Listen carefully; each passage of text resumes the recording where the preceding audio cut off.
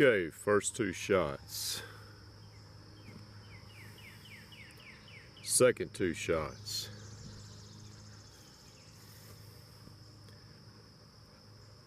Third set of shots. First 357. Second 357. Third 357. And we put this on there for good measure. Last 357.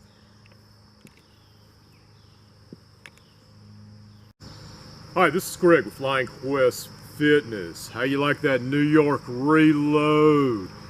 You know, in straight poker, it's often played, jacks are better to open. And in the scheme of personal defense, what's your opener?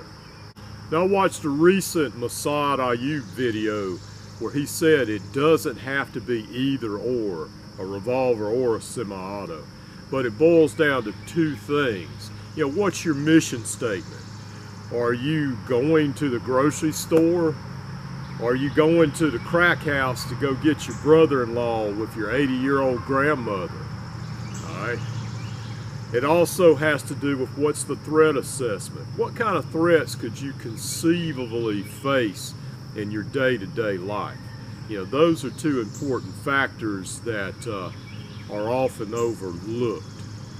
Now, I've recently purchased the first in a series of books by Claude Werner that has to do with real-life shootings, off-duty shootings of LAPD and how they investigate these shootings.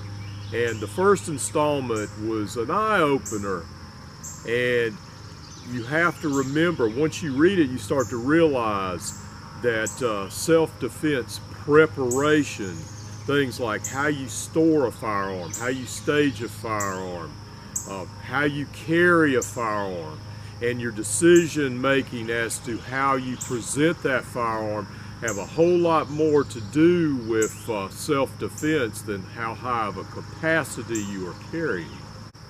So a revolver, a Snubbie revolver, can be a reliable choice for self-defense. It's up to you and what you prefer personally. They're concealable, they're dependable, and with practice, you have some degree of accuracy up close and personal, which is primarily what you would carry a self-defense implement for.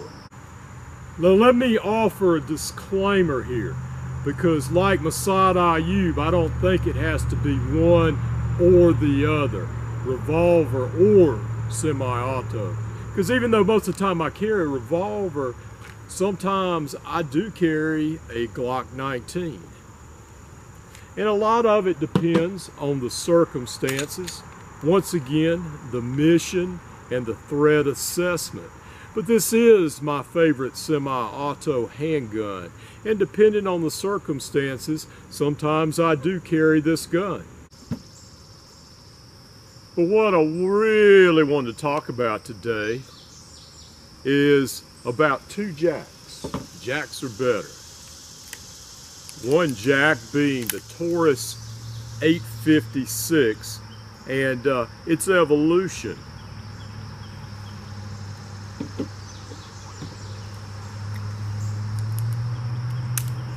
The other being my Taurus 605. Now, any discussion of the evolution of the Taurus 856 really needs to start with the Smith & Wesson Chief Special. Now, up till about 20 years ago or so, several decades ago, if you bought a Taurus 5-shot Snubbie, it would look very much like the Chief Special.